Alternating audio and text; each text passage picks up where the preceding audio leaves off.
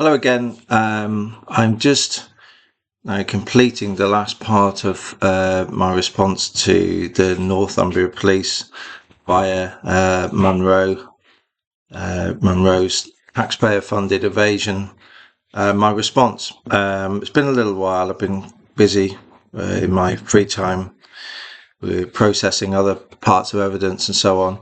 And there's also the aspect of our investigation into Northumbria Police, and that takes a little bit of time because it's a summer period, and you do sort of have to wait for things and have to get them checked and wait for other people to provide their opinions and so on and so forth. But here we are, and ironically, as I was preparing it, she sent me something which I'll try to paste all this into the description, and if I can't, I have to put it in a separate post.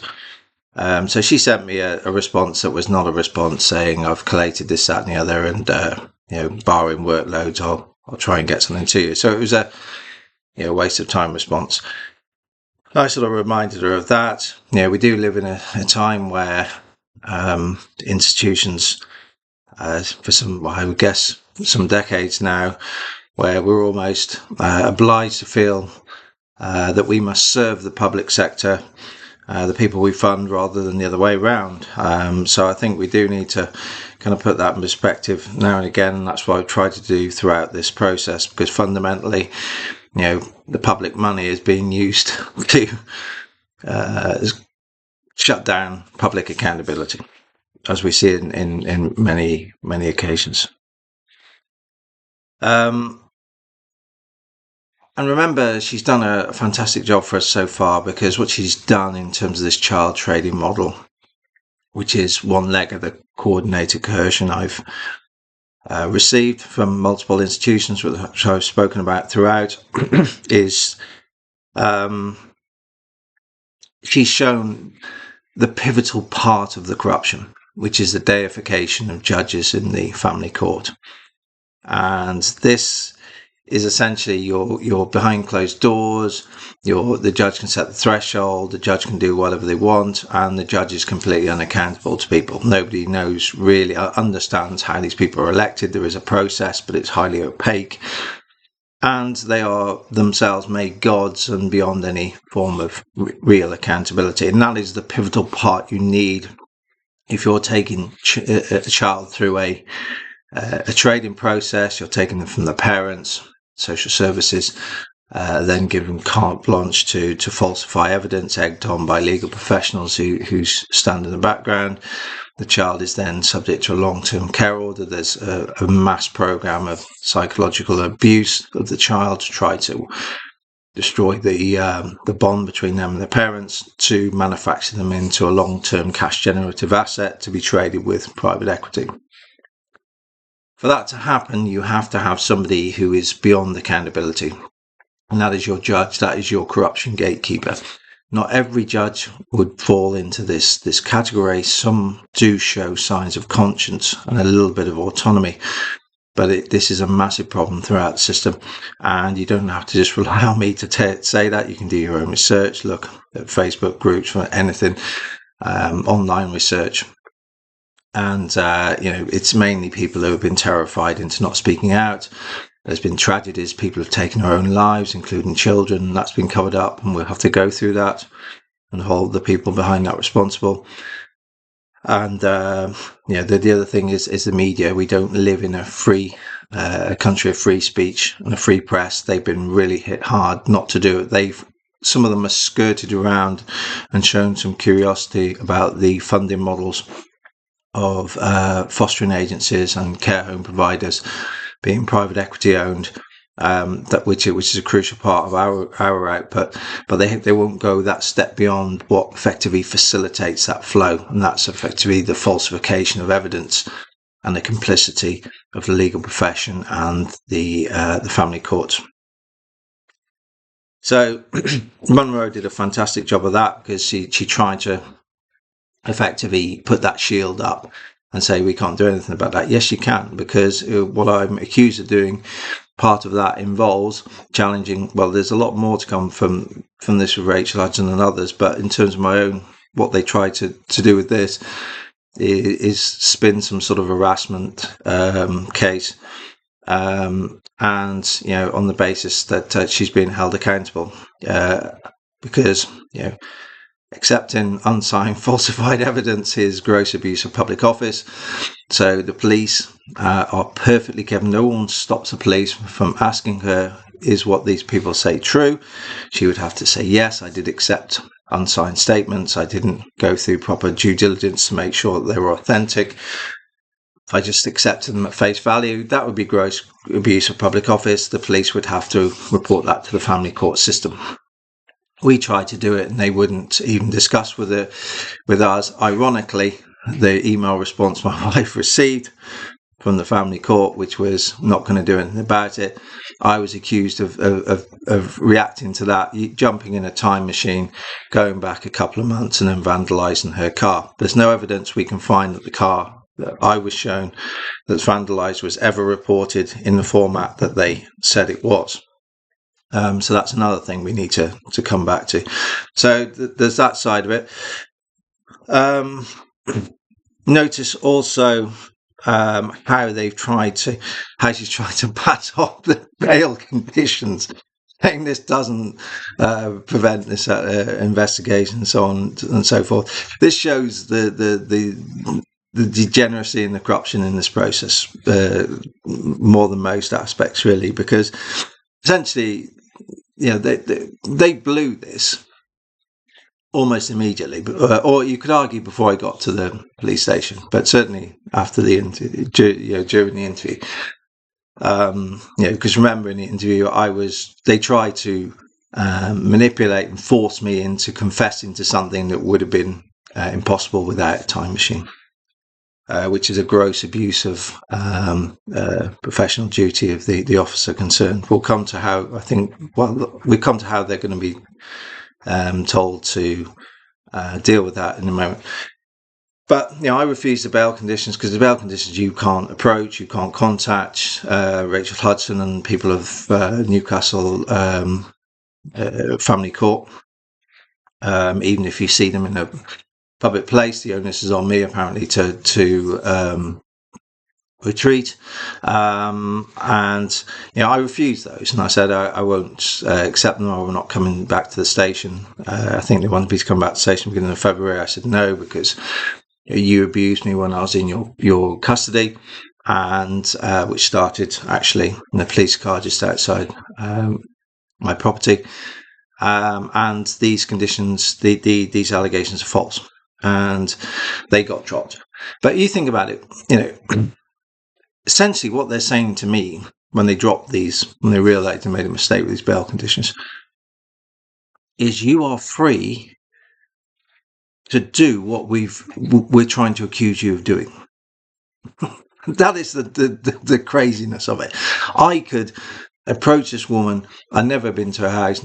I don't do that kind of thing. As for searching for addresses and things like that, that's not something I've personally done. I don't really, get involved in that. I just look at the ecosystem and analyse the narrative. She was giving us clues throughout the whole case of how she was operating, analysed all her words, her narratives. So effectively, she showed us where to look without knowing she was doing it. And that's what Northumbria Police have done here. That's what the FCA have done. And that's what South Tyneside Council have done. That's what other institutions that will come to talk to have done throughout. You analyse their narrative and they tell you where to look without you even having to ask them. So, so you can see how stupid that is. That we're investigating you for harassment and you're free to continue doing it.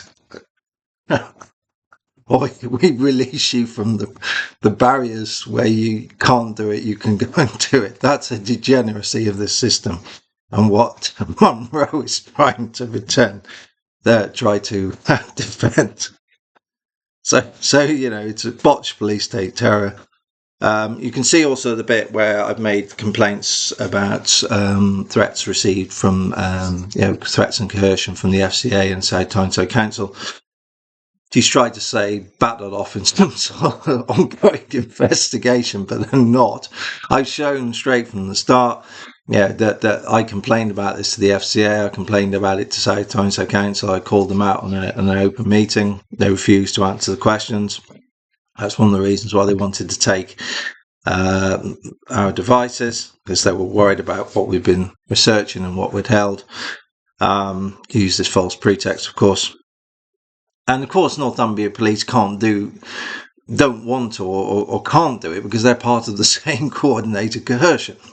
They're acting in coordination with those same institutions, which is why effectively this device theft occurred. And then they asked officers to search my house for over 2 hours, terrorising and humiliating my wife, looking for spray paint for an incident that they knew before they entered this property that I didn't do. So that's the corruption and degeneracy of this system. And what we're sort of saying is these. I guess what I'm. First of all, I'll go to the dance FCA dance stuff. It is essentially, and I'll come back to the other stuff I mentioned. Essentially, what they've done. These institutions, they like to talk about prejudice, but they've prejudiced themselves by doing these things, because I've been proven correct. So on the FCA stuff, you can see that. All I've done is I've unpacked it with my colleagues. We've unpacked it. And we've shown the structural deficiencies of this, and shown that this is there for a reason, because it creates the obfuscation of which you can never hold them properly to account. And I've shown that the case is so horrendous in terms of the negligence of the FCA, and I've walked you through that on the previous videos and many others, that effectively they are wealth tech scandal, and the wealth tech scandal is them. And it's exactly the same with Woodford. That's the problem they've got with Woodford, which I guess is why they've been a bit aggressive with him since, because he's challenged to, I haven't, interrogated his channel and so on and so forth, but I've seen some of his videos. Doesn't seem to be pushing anything, but I guess possibly one of the reasons why they've been aggressive with him is he stood up and said, we'll go to the upper chamber, because it's the same. The FCA's, this was pre-Ratty, of course. Bailey was rewarded for this failure.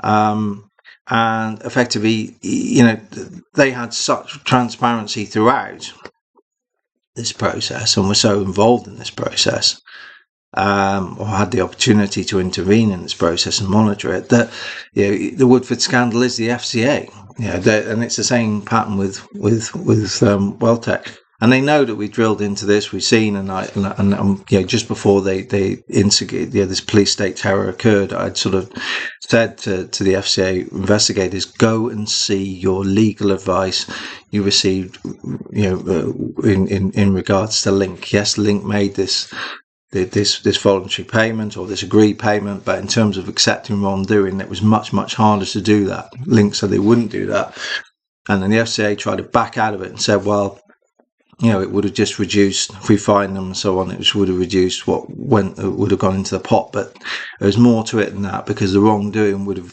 exposed the FCA's negligence themselves. So just as in wealth tech, they are the same thing. That's why I use this term, two sides of the same coin, in the book Lost to the Races, because that is the structural issue with both of these cases, and quite possibly many others too.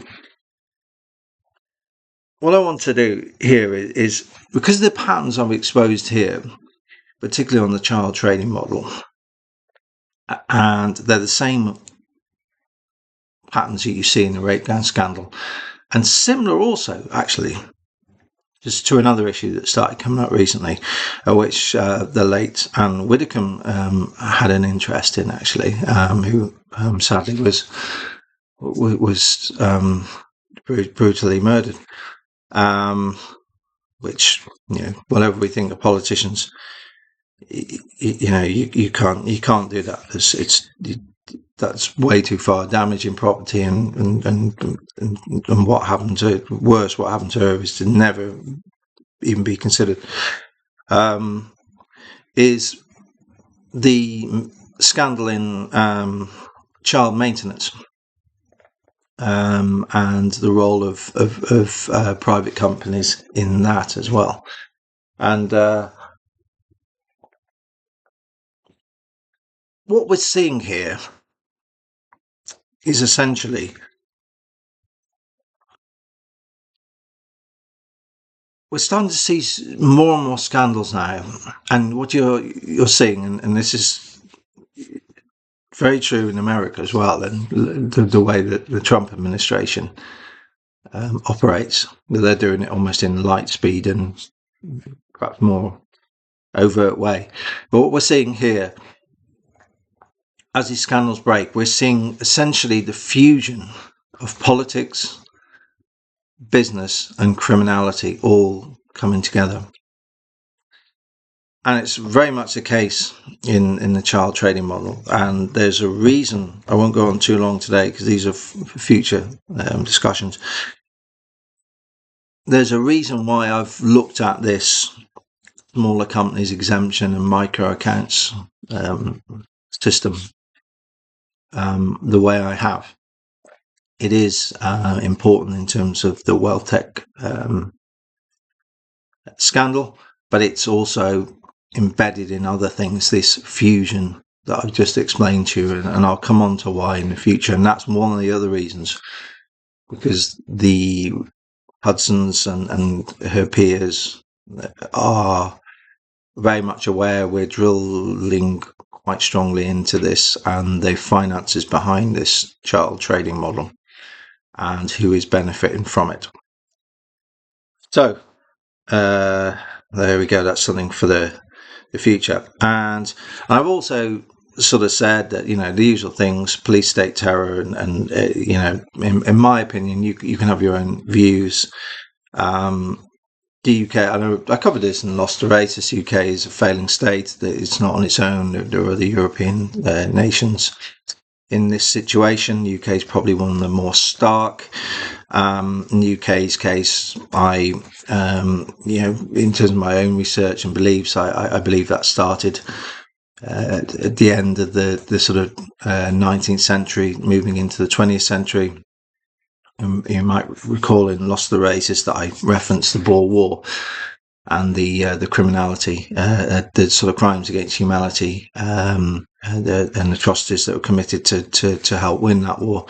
And then the big supercharger was World War I, which was a war that you've been told was started for a different reason than actually was the case. But, I've hinted at that, but won't go any further at this stage. So, it is, in my opinion, a failing state. I don't. States can fail for a long time before they become failed, and that's when in these processes you see the same patterns. Effectively, the state knows that the public can see these things. They knows that they've lost their confidence in the institutions and politicians and so on, and the only thing that the state can do is resort to terror. So use the people's resources against themselves and try to terrorize them. And again, I believe that there's evil in this system. So whether it be Savile, Epstein, child trading, child maintenance, rape gang scandal, which Andy Burnham is involved in cover-ups as well. Certainly the rape gang scandal, and his colleagues. There's evil within this system. When I use the term evil, I'm not saying people in the United Kingdom are evil. That's not the case at all. I don't wish to ever convey that impression. What I'm saying is the institutions that govern us have evil embedded in them, as I made this video and have done for quite some time. And I think you can start to see the system unraveling. I put this in email response, and my own view is it's likely to come to head with a very serious financial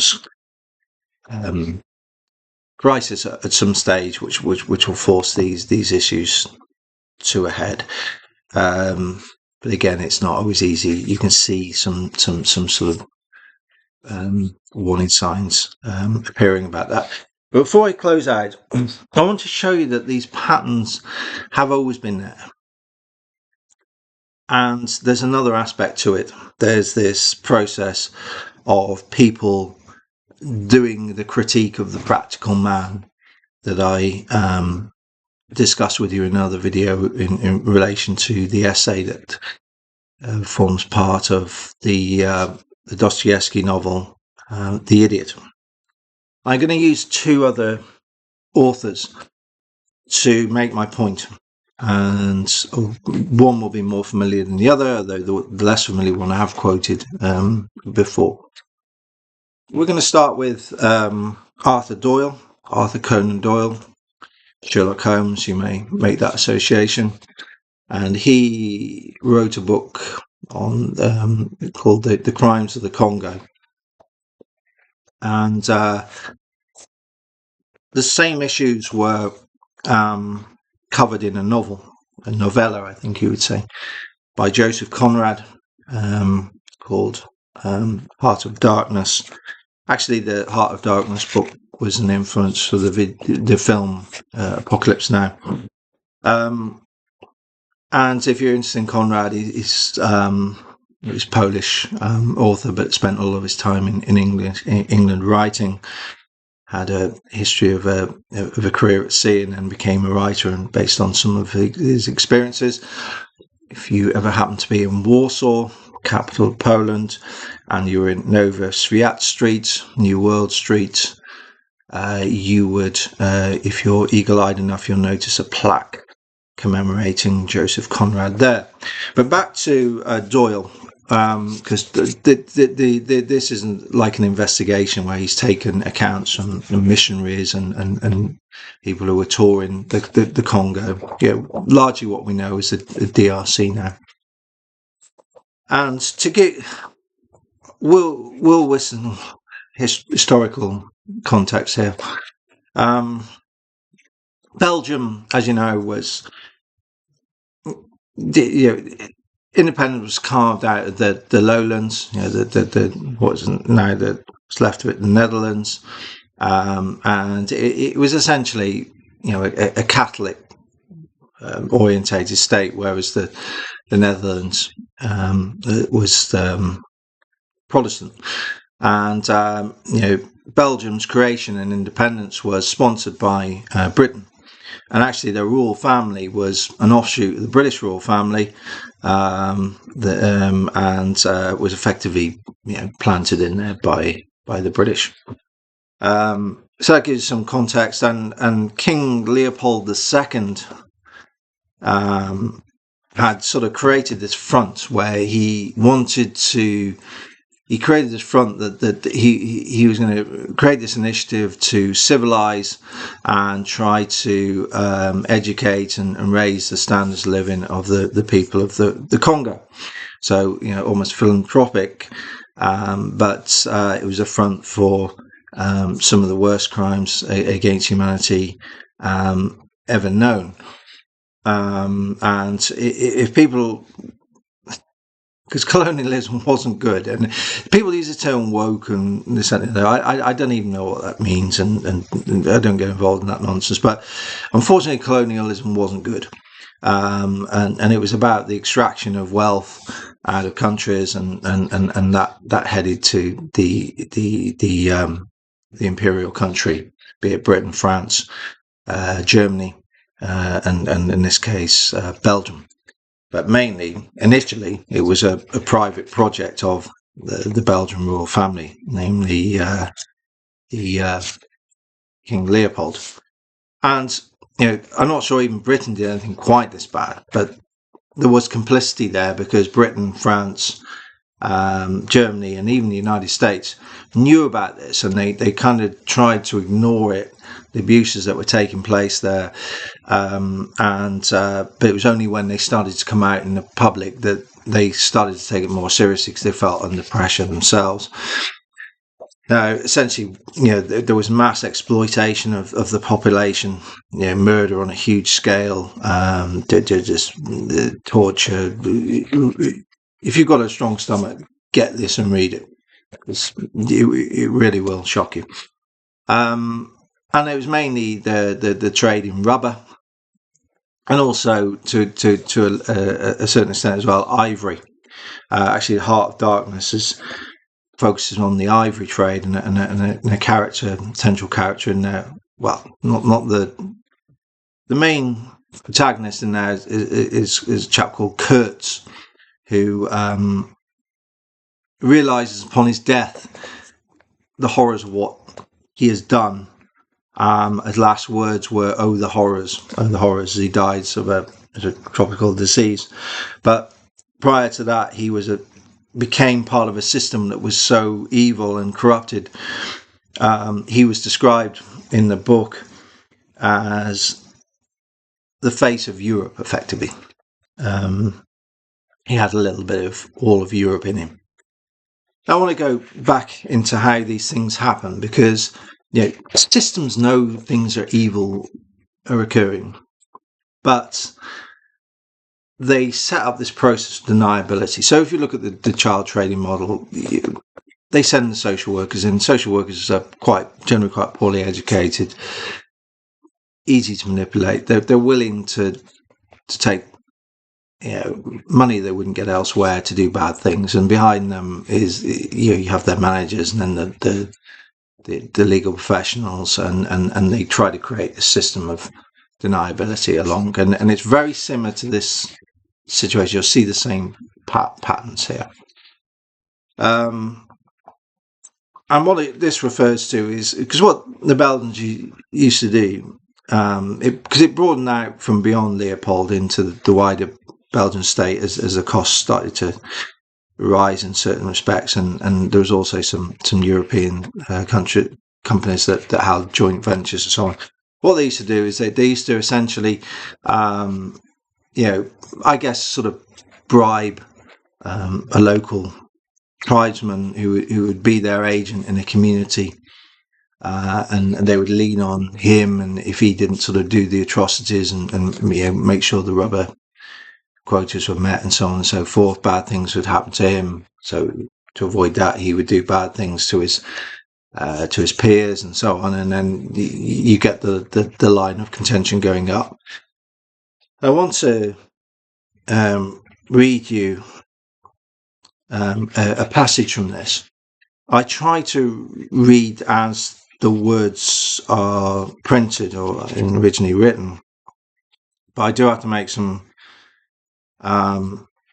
exceptions, because I don't want to cause concerns about racism and things like that. I don't get involved in that.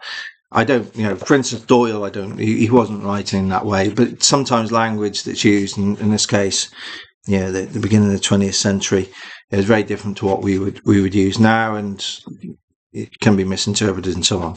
So I will try to edit something. So here we are. And one more point before we proceed to the dark catalogue of the facts. Where did the responsibility for these deeds of blood, these thousands of cold-blooded murders, lie? Was it with the capita, country, effectively? With the capita, so capita. Sorry, they use the capita in the sense of their agent they put into their local that they put into the communities to do these atrocities. So he says he was and they use a C word that's associated with people who consume the flesh of other humans. So I'll leave it at that. He was a C and a ruffian, but he did not inspire terror in the village. He was himself, so if he didn't inspire terror in the village, he was himself punished by the agent. Was it then with the agent? He was a degraded man, and yet, as I have already said, no man could serve on such terms in a tropical country without degradation. So you find yourself degraded because you're part of a degraded system. And that's very much what happened in the rate gun scandal. That's very much what happens to this child trading model, which is why part of the reason I've started to get the issues I have. He was goaded and driven to crime by the constant clamour from those above him. I think it's very, very similar to the social worker situation. They are pushed.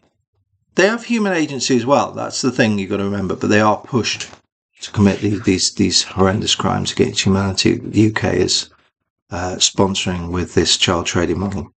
Was it then with the district commissionary? He had reached a responsible and well-paid post, which he would lose if his particular district fell behind in the race of production. Was it then with the Governor-General at Burma? He was a man of hardened conscience, but for him also there was mitigation. He was there for a purpose, with definitive orders from home, which it was his duty to carry through. It would take a man of exceptional character to throw up his high position, sacrifice his career, and refuse to carry out the evil system which has been planned before he was allotted his place in it. Where, then, was the guilt? There were half a dozen officials in Brussels who were, as we have shown already, so many bailiffs paid to manage a property, so on and so forth. So essentially he traces it all back to the Crown of Belgium. But this is the issue, isn't it? Because, whether it be Savile, whether it be rate gangs, whether it be the child trading model in the UK, there is this line of deniability where people are hiding in the shadows, trying to say it wasn't me, it was them. And this economic aspect where people don't want to give up their positions that they know we wouldn't get elsewhere if they stepped away and did the right thing. So, i.e., this is the critique of the practical man in practice in an evil system. Okay, this is a different evil system, but the same patterns are there. And this is what we're drilling into to show. Sorry, my dog's shaking in the background. But and this is why we run into this coordinated coercion and police state terror. So that's it for now. Take care. I shall see you again.